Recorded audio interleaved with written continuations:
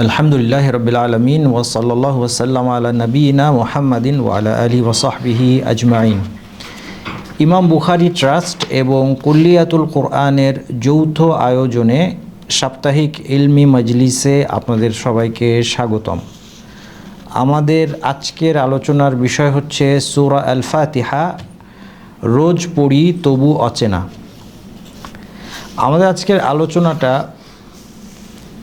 আল কোরআনকে নিয়ে আমাদের অন্যতম গুরুত্বপূর্ণ যে কাজটা করা দরকার মুসলিমদের, বিশ্বব্যাপী সর্বস্তরের মুসলিমদের, সেই বিষয়ের সাথে সংশ্লিষ্ট। আর সেই বিষয়টা আল্লাহ সুবহানাহু ওয়া তাআলা আল কোরআনে জানিয়ে দিয়েছেন যে আল্লাহ তাআলা কেন এই কিতাব নাজিল করলেন, মুসলিমরা এই কিতাবকে নিয়ে কি করবে, আল্লাহ কি চান তাদের কাছ থেকে, সেটা তিনি জানিয়ে দিয়েছেন। সূরা সাদের 29 নম্বর আয়াতে আল্লাহ তাআলা বলেছেন, কিতাবুন আনজালনাহু ইলাইকা মুবারাকুন লিয়াদাব্বারু আয়াতিহি ওয়া লিয়াতাযাক্কারা উলুল আলবাব। এই কল্যাণময় কিতাব আমি আপনার প্রতি অবতীর্ণ করেছি যেন তারা এর আয়াতগুলো নিয়ে গভীরভাবে চিন্তাভাবনা করে, তাদাব্বুর করে, এবং যেন বোধশক্তি অধিকারীরা উপদেশ গ্রহণ করে। তাহলে এই আয়াত থেকে আমরা দেখতে পাচ্ছি যে আল্লাহ তাআলা কোরআন নাজিল করেছেন এই জন্য যে মানুষ আল কোরআন নিয়ে তাদাব্বুর করবে, এর অর্থ নিয়ে চিন্তা ভাবনা করবে।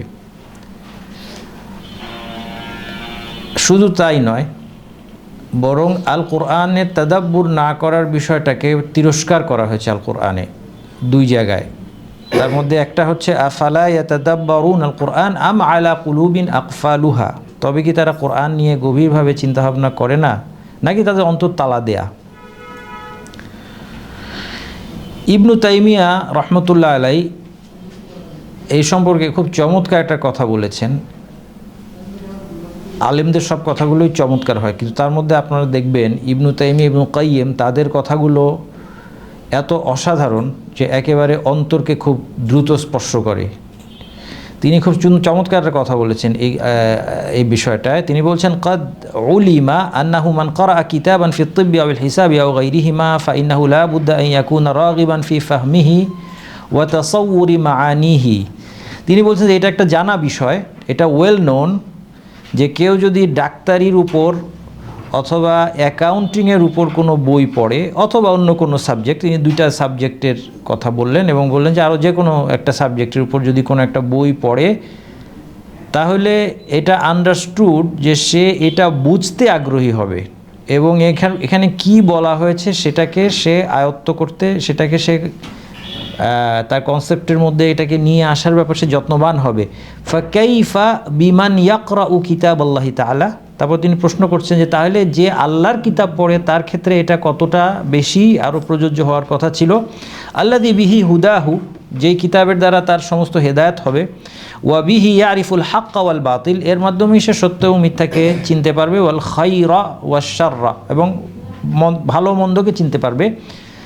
ফাইন্না মারিফাতাল হুরুফি বিদুনিল মাআনি লা ইয়াহসুলু মাআহাল মাকসুদ। এরপর তিনি বলছেন যে শুধু অক্ষর চেনা, অর্থ ছাড়া শুধু অক্ষর চেনার মাধ্যমে তো এই উদ্দেশ্য হাসিল হবে না। ইদিল লাফযু ইন্নামা ইউরাদু লিল মানা, কারণ লফজটা যেই শাব্দিক কাঠামোটা আছে এটা তো অর্থের জন্যই এটাকে গঠন করা হয়েছে। তো এই কথাটা আসলে পড়ার পর চিন্তা করে দেখলাম, দেখেন মজার বিষয় হচ্ছে একমাত্র যেই বইটা মানুষ না বুঝে পড়ে এটা হলো আল কোরআন। এটা কি আশ্চর্য একটা কথা না বলেন?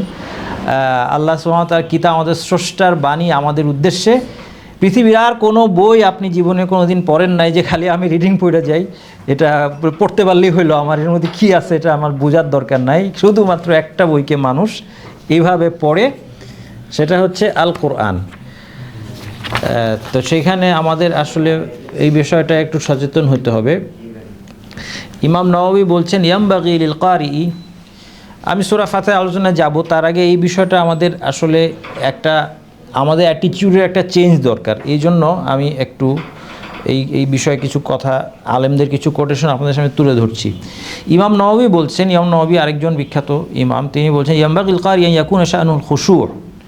তিনি বলছেন যে যে কোরআন তেলাওয়াত করছে, কোরআন পাঠ করছে, তার শাআন মানে তার লক্ষ্যটা কি হবে, তার মূল বিষয়টা কি হবে, সেটা হচ্ছে খুশু' ওয়া তাদাব্বুর ওয়াল খুদু'। সে বিনয়ের সাথে, তাদাব্বুরের সাথে চিন্তাভাবনা, আর চিন্তাভাবনাটা তো অর্থ বোঝা ছাড়া তো চিন্তাভাবনার সুযোগ নাই, এবং খুদু এবং আল্লাহর আনুগত্যের সাথে সে এটা পড়বে। ফাহাদা হুয়াল মাকসুদ মতলুব, এটাই উদ্দেশ্য হওয়া উচিত। ওয়াবিহি তানশারিহুস সুদূর, এর দ্বারা অন্তর প্রশস্ততা লাভ করে। তাস্তানিরুল কুলুব, এবং হৃদয় আলোকিত হয়। ওয়াকাদ বাতা জামাআতুম মিনাস সালাফ ইয়াতলুল ওয়াহিদা মিনহুম আয়াতান ওয়াহিদাতান লাইলাতান কামিলা, সালাফদের মধ্যে অনেকে গোটা রাত্রি একটা আয়াত তেলাওয়াত করে কাটিয়ে দিতেন। আও মুআযামা লাইলাতিন ইয়াতাদাব্বারুহা ইনদাল কিরাআ, কারণ এটা পড়ার সময় তিনি চিন্তা করতেন, হয়তো সারা রাত্রি অথবা রাত্রির অধিকাংশ সময়টা তিনি এই একটা আয়াত নিয়ে চিন্তা করে কাটিয়ে দিতেন। ইমাম আল আজুরি তিনি বলছেন, আল মুমিনুল আকিল ইযা তালাল কুরআন ইস্তা'রাদাহু ফাকানা কাল মিরআতি ইয়ারা বিহা মা হাসুনা মিন ফি'লিহি ওয়া মা কাবহ। বুদ্ধিমান মুমিন কি করে? বুদ্ধিমান মুমিন যখন সে কোরআন তেলাওয়াত করে তখন সে একটা আয়নার মতো এই কোরআনকে রেখে, সে আয়নায় যেমন নিজের চেহারা দেখে মানুষ ঠিকঠাক করে নেয়, তেমনি এই কোরআনকে একটা আয়নার মতো সে ব্যবহার করে সে নিজেকে মিলিয়ে দেখে যে এখানে তার কোন জিনিসটা কুৎসিত দেখা যাচ্ছে আর কোনটা সুন্দর হচ্ছে। ফামা খাওয়াফাহু বিহি মাওলাহু মিন ইকাবিহি খাফাহু, এই জন্য আল্লাহ তাকে যে ভয় দেখিয়েছেন সেটা পড়ে তার মধ্যে ভয়ের সৃষ্টি হয়। হ্যাঁ, আপনি অনেক সময় তাদাব্বুরবিহীন তেলাওয়াত খুব সুন্দর হইলেও আপনি বুঝতে পারবেন যে এটা তাদাব্বুরবিহীন, কারণ তেলাওয়াতের মধ্যে দেখবেন যে ভয়ের আয়াত পড়ার সময় কারি সাহেব এমন সুখের টান দিচ্ছে যে সেটা আপনি একটু অর্থ আন্দাজ করলে আপনি বুঝতে পারবেন যে এখানে ওনার অর্থের দিকে মন নাই, ওনার মন কোন দিকে? ওনার মন হচ্ছে সুরের দিকে, হ্যাঁ, মাহফিলের দিকে মন আর কি।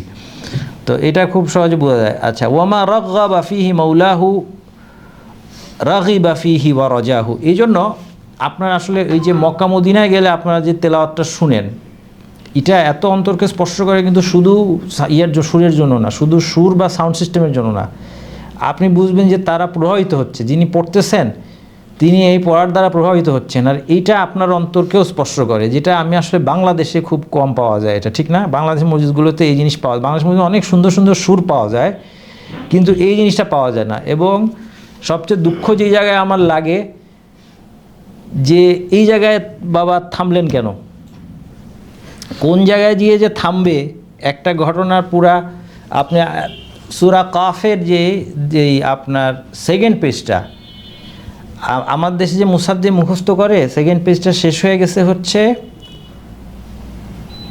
লাহুম মা ইয়াশাউনা ফিহা ওয়া লাদাইনা মাজিদ, এর আগের আয়াতে গিয়ে শেষ হয়ে গেছে। এখানে ঘটনা শেষ হয়েছে কিন্তু এইটা দিয়ে জান্নাতীদের কথা বলা হচ্ছে।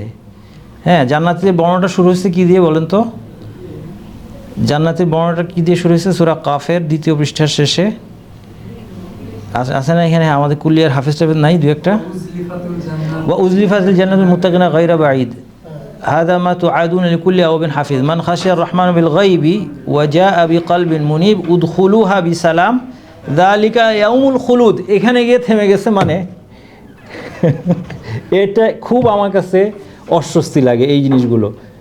কথা তো শেষ হয় নাই, উদখুলুহা বিসালাম, নিরাপত্তার সাথে প্রবেশ করো, যালিকা ইয়াউমুল খুলুদ, চিরস্থায়িত্বের দিন।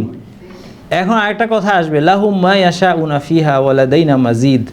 আল্লাহ তাআলা কনক্লুশন দিয়েছেন যে সেখানে তারা যা চায় তাদের জন্য থাকবে, ওয়া লাদাইনা মাজিদ, আর আমার কাছে আর একটু বেশি কিছু আছে, যেটা সালাফদের তাফসির অনুযায়ী আমরা দেখতে পাই। এটার ব্যাখ্যা হচ্ছে, সেটা কি? ব্যাখ্যাটা কি? বেশিটা কি? আবার সবই যা চায় তাই পাবে, আবার বাড়তিটা কি? আল্লাহকে দেখা, আল্লাহর দর্শন, যেটার যেই আনন্দ সেটা আমাদের কল্পনার বাইরে। তো এটা দিয়ে আল্লাহ সুবহানাহু ওয়া তাআলা এই জান্নাতীদের বর্ণনা কনক্লুশন করছেন, কিন্তু যেহেতু আমার হাফেজ সাহেবের পৃষ্ঠা এখানে শেষ হয়ে গেছে, তাহলে হাফেজ সাহেব ওখানে থেমে গিয়ে যালিকা ইয়াউমুল খুলুদ বলে আল্লাহু আকবার। তাইলে আমাদের এই হাফেজ বানানোর প্রক্রিয়ার মধ্যে একটু পরিবর্তন আনা দরকার। আমরা হাফেজ বানাই, খুব ভালো কথা, কিন্তু এই হাফেজ হচ্ছে কম্পিটিশন জিতার হাফেজ। আমরা এখন বানাচ্ছি কি? কম্পিটিশন জিতার হাফেজ। কিন্তু আমাদের দরকার যে সে নিজে কোরআনকে বুঝবে, তার ঈমান আকীদা আমলের মধ্যে কোরআনের প্রতিফলন হবে, এবং সে মানুষের মধ্যে কোরআনের শিক্ষাটা পৌঁছায় দিবে।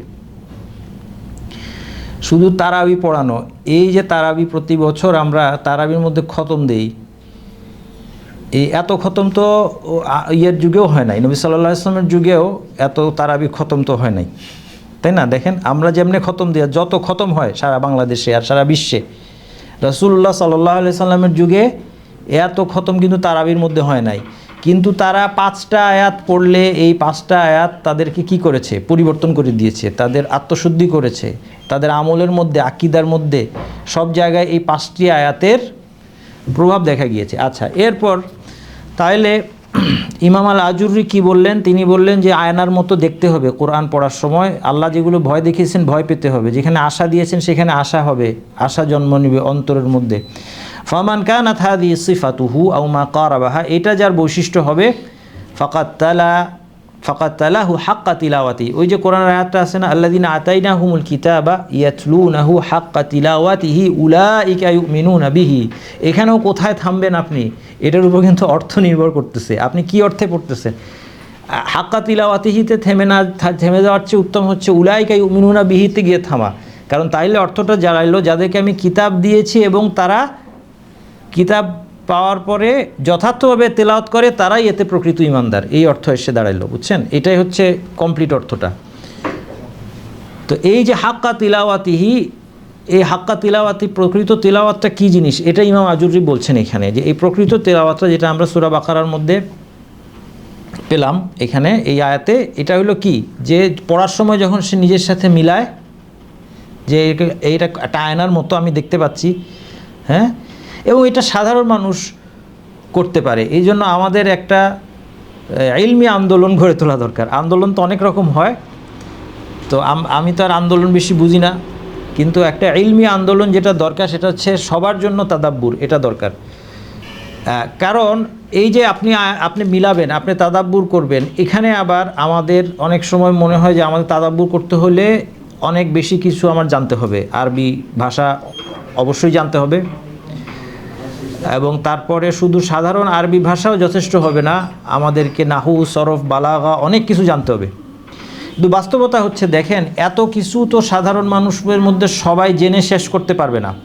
এবং আপনি একটা জিনিস দেখবেন যে আরবি ভাষা শিক্ষার, আজকেও আমাকে এই যে জুলফিকার ভাই বলতেছে যে আরবি ভাষা শিখাবেন কবে, আরবি ভাষা আমার একটা প্রোগ্রাম আছে 30 কোর্স, দিন শিক্ষার 30 কোর্স অনলাইনে, এটা আমি করাই আর কি। তো উনি বলছে যে দিন শিক্ষার 30 কোর্সের মধ্যে আরবি ভাষার কোর্স কি রাখবেন না? আরবি শেখার জন্য সবাই অস্থির হয়ে যায়, কিন্তু আপনি দেখবেন আমি আরবি শেখার কোর্স করাইতে চাই না এই জন্য যে আরবি শিক্ষার কোর্সের ড্রপ আউট সবচেয়ে বেশি। হ্যাঁ, এবং এটার কিছু নমুনা আমি বলি, হয়তো আপনার উদাহরণটা আমার কাছে শুনছেন আগে, যে আমি যদি এখন একটা অনলাইনে একটা ক্লাস ছাড়ি আরবি ভাষা শিক্ষা, প্রথম ক্লাসে 2 মিলিয়ন ভিউ হবে, দ্বিতীয় ক্লাসে ক্লাস 2তে গিয়ে 20,000 ভিউ হবে, এইভাবে ক্লাস 10-এ আইসা 200 ভিউ হবে। এটা হচ্ছে একদম বাস্তবতা। আপনারা অনেকে বিভিন্ন জায়গায় অ্যারাবিক শিখতে গিয়েও এই ধরনের অভিজ্ঞতা আপনাদেরও আছে। যে তো এখন এই জন্য আমি মনে করি নতুন একটা অ্যারাবিক কোর্স ছাড়ার আগে আসলে গবেষণা করা দরকার, যে অ্যারাবিক কোর্সের মধ্যে কিভাবে আটকায় রাখা যাবে আমাদেরকে এবং কিভাবে আসলে শেখাটা সাকসেসফুল হবে। এটা আগে চিন্তা করা দরকার, গোলটা কী, কিভাবে আমরা আসলে লেগে থেকে আলটিমেটলি আরবি জেনে আপনি কাইফা হালুকা জিজ্ঞেস করলেন আর 2-1টা শব্দ, এটা তো আর চাই না। আমরা তো আরবি শিখতে আসছি, কোরআন হাদিস পড়লে বুঝবো, আরবি বইপত্র পড়লে বুঝবো, আরবিতে লেকচার শুনলে বুঝবো। এখন তো মক্কা মদিনার সব লেকচারও অনলাইনে পাওয়া যায়, এখানে ঢাকায় বসেও শোনা সম্ভব যদি আমরা আরবি বুঝতে পারি, অনেক ভালো ভালো লেকচার আছে। তো এখন এই জন্য কিন্তু আমি এর পাশাপাশি আমার একটা প্রস্তাবনা আছে অথবা আমার একটা আইডিয়া, সেটা হলো যে আল কোরআনের তাদাব্বুর, এরপরেও ধরেন আরবি খুব ভালো শিখাইলাম, কিন্তু কত পার্সেন্ট লোক আরবি খুব ভালো করে শিখে নিজে এসে তাফসিরের বইটই পড়ে এই তাদাব্বুর করতে পারবে? এটা একটু কঠিন, সবার জন্য এটা করাটা কঠিন। এই জন্য এই কাজে কিছু দায়ীদের নামা দরকার, যে তাদের কাজ হবে, কারণ আপনার সে তো পড়তে, আমি তো পড়তে পারছি, ধরেন আমি অনেকগুলো তাফসির পড়তে পারতেছি খুব সহজে, এবং অনেক দিন ধরে আমি পড়তেছি, আমার কাছে অনেক জিনিস আছে, এখন আমি খুব সহজে আপনাদের সামনে এটা তুলে ধরতে পারি, এবং এরকম আরও অনেকে আছেন, যেটা নিয়ে আমরা তখন চিন্তা করতে পারবো, এবং মাঝামাঝি একটা সলিউশনে আসা যেতে পারে। যে ফুল আরবি শেখা লাগবে এমন না, কিছু আরবি শিক্ষাও চলবে, কিন্তু যেটা হয় যে আরবি শেখা শেষ করে কবে গিয়ে নিজে কোরআন বুঝবো এবং তাদাব্বুর করব, অনেক লম্বা রাস্তা, এত লম্বা রাস্তায় না যে কিছু আরবি শেখা হোক, আরবি শিখলে খারাপ না, ভালো।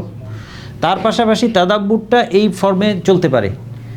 এবং আমার আরেকটা কোর্স ছিল আম্পারার তাফসিরের একটা কোর্স আমি ফুল করিয়েছি। সেই কোর্সে আলহামদুলিল্লাহ আমার মনে হয় তাদাব্বুর করার অনেক মাল মশলা আমি দিতে পেরেছি। তো এটা এই জন্য এই কোরআন তাদাব্বুরের একটা আন্দোলন করা দরকার। এই তাদাব্বুরটা খুব জটিল কিছু না। এই তাদাব্বুরটা হচ্ছে সহজ। আপনি পড়লেন, আপনি সূরা নূর পড়ছেন, হ্যাঁ, কুল্লিল মুমিনিনা ইয়াগুদ্দু মিন আবসারিহিম ওয়া ইয়াহফাযু ফুরুজাহুম।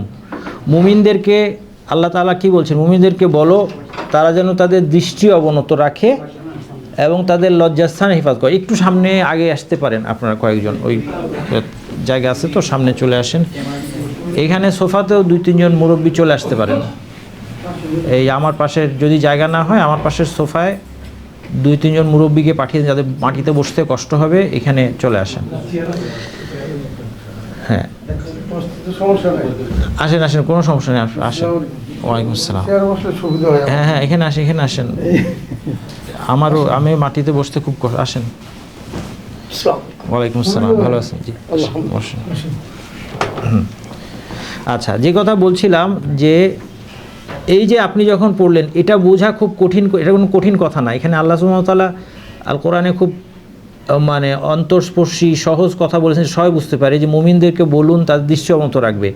এখন সাথে সাথে আমাদের চিন্তা করা দরকার যে এই আয়াতের জায়গায় আমার অবস্থানটা কোন জায়গায় আছে।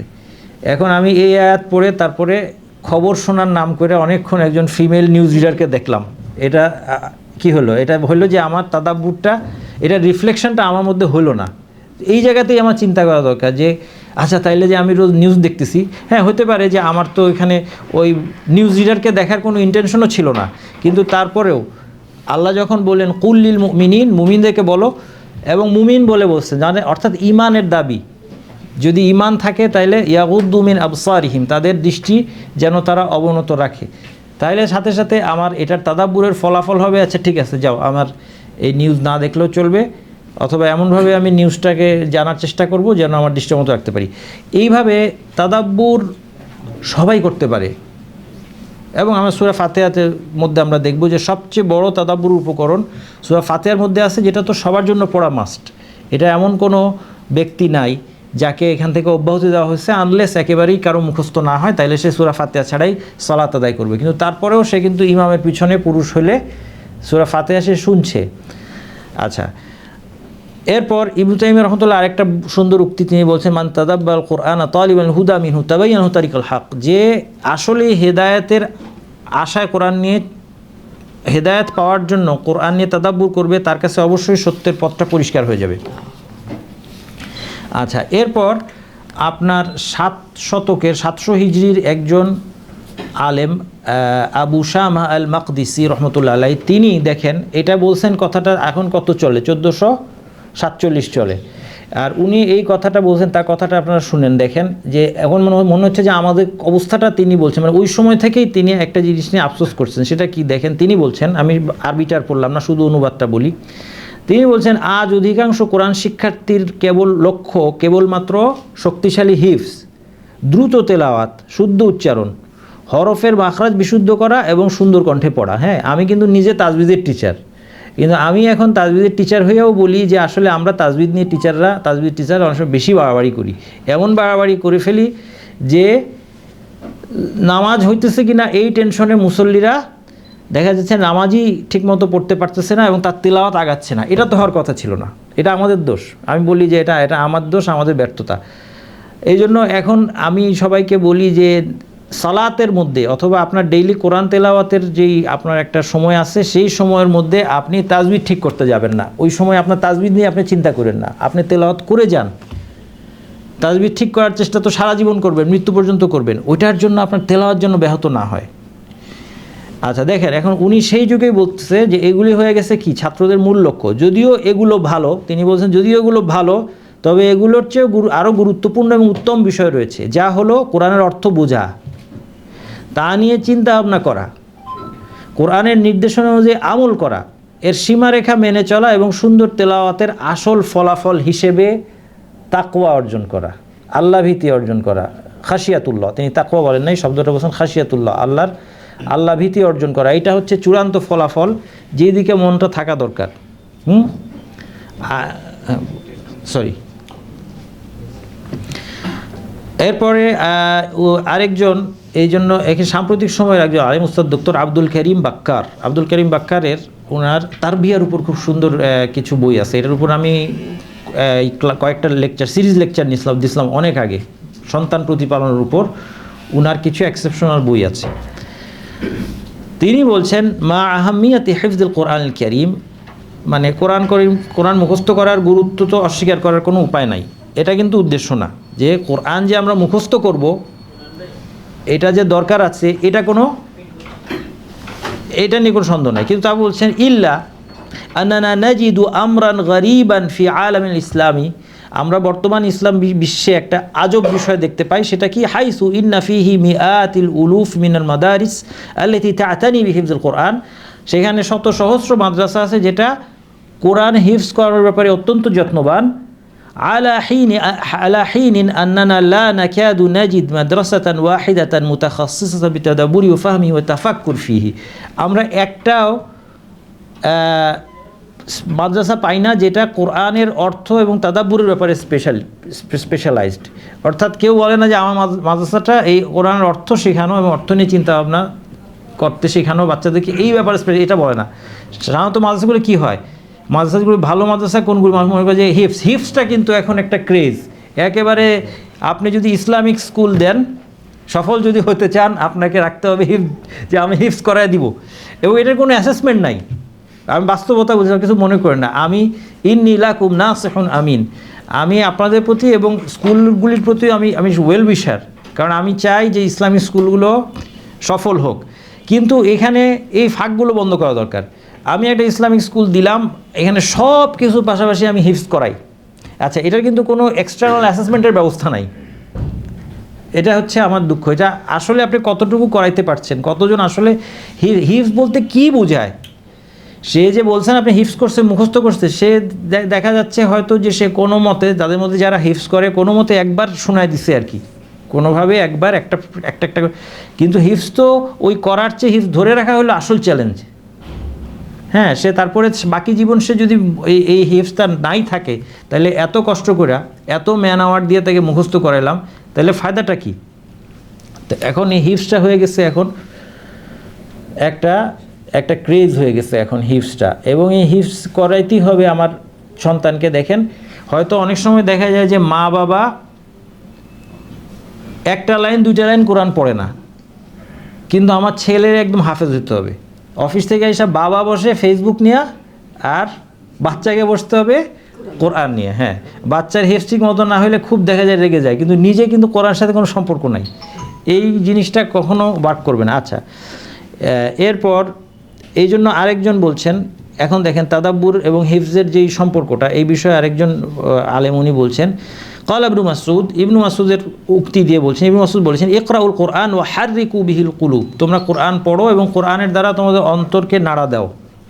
ওয়ালা ইয়াকুন হাম্মু আহাদিকুম আখিরাস সূরা, তোমাদের কারো লক্ষ্য যেন সূরার শেষটা না হয়, যে মানে সূরার শেষে কখন গিয়ে পৌঁছাবো। এই জন্য فمما يعين على قراءة التدبر محرك القلوب أن يكون حزب القارئ وقت القراءة لا مقدار القراءة।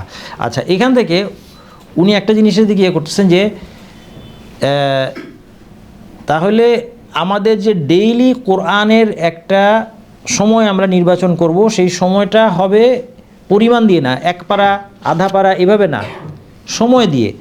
যে আমি আধা ঘন্টা ধরা যাক আমি সময় অ্যাসাইন করলাম যে কোরআনের অর্থ নিয়ে আমি চিন্তা ভাবনা করব, এটার সাথে নিজেকে মিলিয়ে দেখব।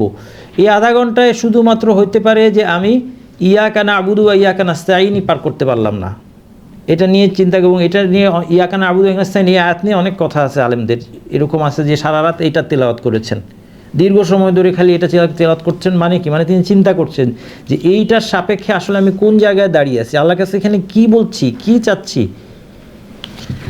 এই জিনিসটা খেয়াল করতে হবে। এই জন্য আপনার আরেকটা উক্তি বলে আমি এখানে একটা কনক্লুশন দিই আপনাদেরকে। এটা হচ্ছে কেন আবুল আব্বাস বিন আতা, আবুল আব্বাস বিন আতা একজন মনীষী, তার সঙ্গে বলা হচ্ছে কেন আবুল আব্বাস বিন আতা ইয়াখতিমুল কোরআন কাসীরান, তিনি কোরআন অনেকবার খতম দিতেন নিয়মিত। ইল্লা আন্নাহু জাআলা লাহু খাতমাতান ইয়াস্তামবিতু মিনহা মাআনিল কোরআন, কিন্তু একটা খতম তিনি রেখেছেন আলাদা করে, যে এই খতমটা হচ্ছে কোরআনের অর্থগুলিকে ইস্তেমবাত করার জন্য, অর্থগুলি বের করার জন্য। ফাবাকিয়া বিদআ আশারাতা সানা ফামাতা ক্বাবলা ইয়াখতিমাহা, তিনি বেশ কয়েক 10 বছর উপর 13, 14, 15 বছর এই খতমটা শেষ করতে পারেন নাই, তার আগেই মারা গিয়েছেন।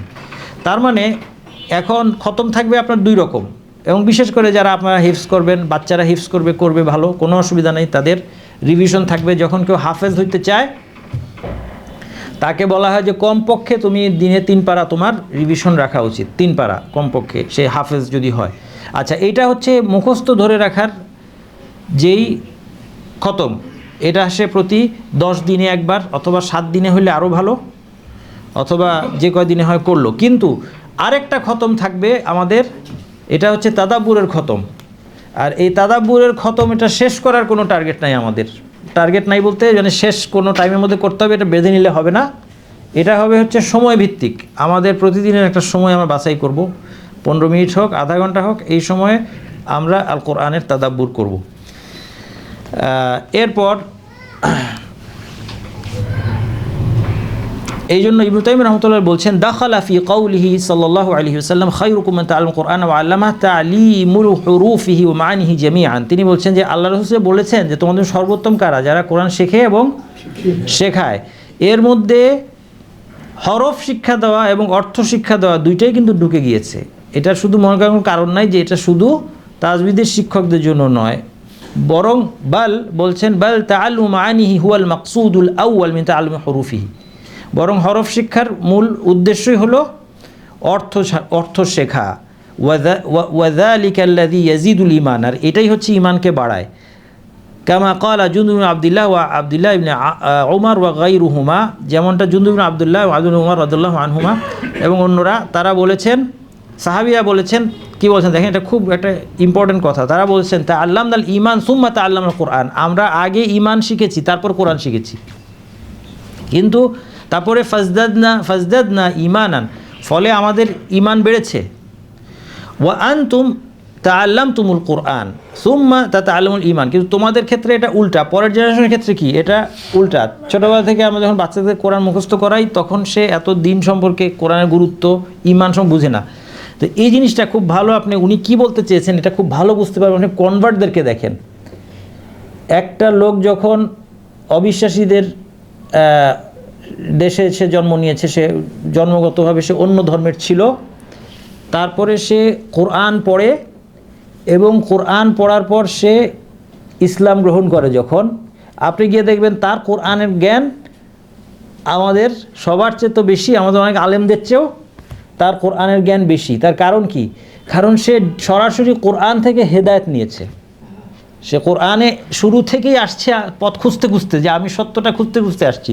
এটা কিন্তু খুব সাংঘাতিক একটা ব্যাপার। আমার মনে হয় এই বিষয়টা আমাদের পক্ষে বোঝাও মুশকিল। অনেকে বুঝতে পারবেন, আমাদের মুসলিমের মধ্যে অনেকে আছে যারা মুসলিম সমাজে জন্ম নিলেও একেবারেই উল্টা জীবনযাপন করতেন, কিন্তু তারপরে একসময় হয়তো আল্লাহর কোনো একটা বাণী তাকে নাড়া দিয়েছে। হ্যাঁ, যেমন ফুদাইল বিন ইয়াদ রাদিয়াল্লাহু আনহু সম্পর্কে রহমতুল্লাহ আলাইহি সম্পর্কে বলা হয়, ফুদাইল বিন ইয়াদ অনেক বড় আলেম, কিন্তু তিনি আগে ডাকাত ছিলেন। এক সময় ডাকাত ছিলেন তিনি, এক বাসায় একবার কারণ একটা অন্যায় কাজ করতে গিয়েছেন। সে তো ডাকাত, মানে তার সে সব অন্যায় কাজের সাথেই জড়িত, হয় ডাকাতি করে নয়তো অন্য কিছু খারাপ কাজ করে।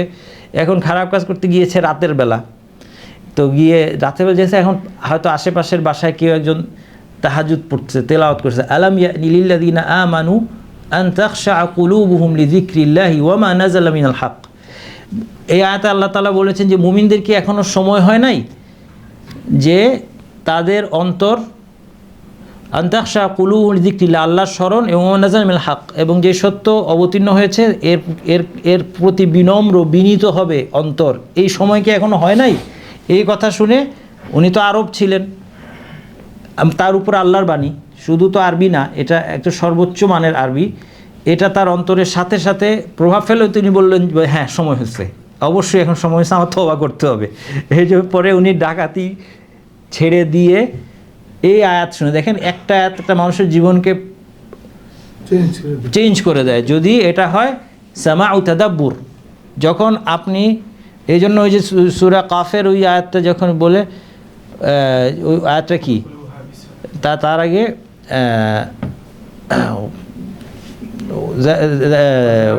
লিমান কানা লাহু কলবুন আও আলকা সামআ, হ্যাঁ শুরুটা কি দেখো কিছু মনে করতে পারি না, না না না এটা মান খাশিয়ার, হ্যাঁ যাই হোক, মানে যেখানে বলা হচ্ছে যে কোরআন দ্বারা উপকৃত হবে আল কাসাম ওয়া হুয়া শাহিদ, সে তার কর্ণপাত করে যখন সে উপস্থিত, অর্থাৎ উপস্থিত অন্তর নিয়ে যখন কোরআনের কাছে আমরা আসব, তখন কোরআনের দ্বারা আমাদের পরিবর্তন হবে এবং আমাদের উপকার হবে।